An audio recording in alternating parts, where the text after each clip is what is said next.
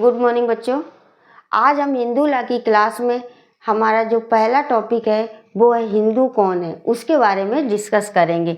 यानी who is Hindu या हिंदू कौन है, हिंदू कौन है, तो इसके बारे में पढ़ेंगे। तो हिंदू कौन है यानी हिंदू विधि हम पढ़ रहे हैं, तो हम पहले हिंदू विधि के बारे में जानेंगे कि हिंदू विधि क्या है। तो जो हमारी हिंदू विधि है ये स्मृतियों पर आधारित विधि है। स्मृति यानी मेमोरीज, जो याद रखी गई है उन पर आधारित विधि है, जो संस्कृत भाष्यों एवं निबंधों में उल्लिखित है। और जो ये संस्कृत भाष्य और निबंध है ये संस्कृत विद्वानों द्वारा प्रमाणिक ग्रंथ माने गए हैं, उनमें लिखी हुई विधि है, उसको हम हिंदू विधि कहते हैं। एक केस था बनिया वर्सेस बनियाई कौन।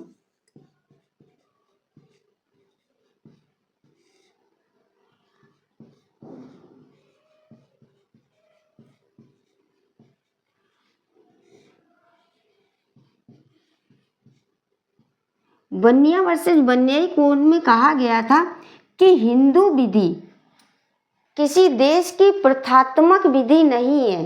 यानी जैसे इंग्लैंड की विधि है तो वो वहाँ की प्रथात्मक विधि है जो राजाओं के द्वारा बनाई गई है और प्रजा के ऊपर लागू होती है। ये जो हिंदू विधि है ये किसी देश की प्रथात्मक विधि नहीं है, ये स्मृतियों पर आधारित विधि है और संस्कृत के मान्य ग्रंथों में लिखी गई है। तो इस तरह से इस केस में कह दिया गया था कि जो हिंदू विधि है वो किसी देश की प्रथात्मक विधि नहीं है। न्यायाधीश गजेंद्र गढ़कर ने बताया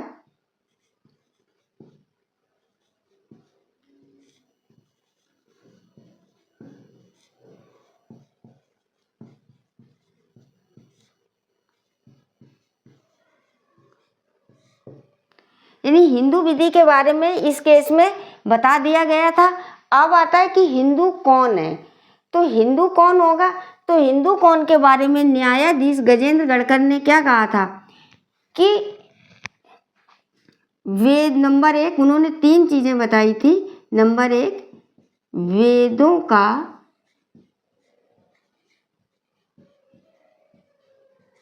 आदर करना,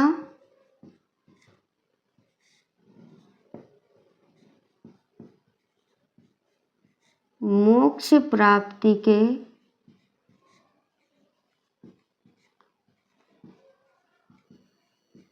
रास्ते भिन्न भिन्न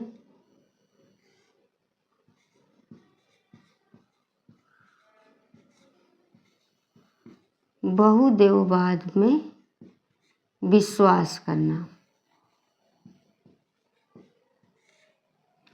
यानी हिंदुओं के बारे में उन्होंने विशेषता बताई थी कि हिंदू वह व्यक्ति है जो वेदों का आदर करता है, मोक्ष प्राप्ति के रास्ते को भिन्न भिन्न रास्ते अपनाता है मोक्ष प्राप्ति के लिए, और बहुदेववाद पे विश्वास करता है। यानी हम बहुत सारे देवी देवताओं को मानते हैं। ये न्यायाधीश गजेंद्र गढ़कर ने कहा है।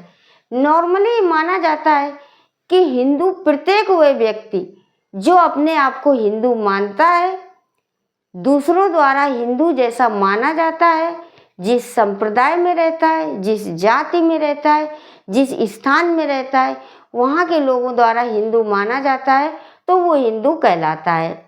और हिंदू के बारे में हर वह व्यक्ति जिसका जन्म हिंदू परिवार में हुआ है, हिंदू माता पिता से जन्म हुआ है, या माता और पिता दोनों में से कोई एक हिंदू है और उस व्यक्ति की परवरिश हिंदू रीति रिवाज से हुई है, तो वो व्यक्ति हिंदू माना जाएगा। तो ये तो हिंदू की परिभाषा थी। और दूसरी चीज बताई गई है कि एक केस था यज्ञ पुरुष दास जी वर्सेस मूलदास। यज्ञ पुरुष दास जी वर्सेस मूलदास। इस केस में बताया गया था हिंदू के बारे में कि जो आर्य लोग थे वो भारत में आए, आने के बाद जो सिंधु नदी का मैदान था या सिंधु नदी के तट में बस गए और जब वो वहाँ पे रहने लगे तो उनको लोग सैंधो कहने लगे। सैंधो यानी सिंधु नदी के किनारे बसे थे तो इसीलिए वो सैंधो कहलाने लगे। यही सैंधो शब्द आगे चलकर हिंदू में परिवर्तित हो गया, यानी जो ये सैंधो थे वही हिंदू हो गए। इस केस में ये कहा गया था। तो हिंदू के बारे में कि जो सैंधो थे वो हिंदू कहलाने लग गए, वो थे आर्य लोग। अब एक क्वेश्चन आता है कि हिंदू जन्म से होता है बनाया भी जाता है, यानी हिंदू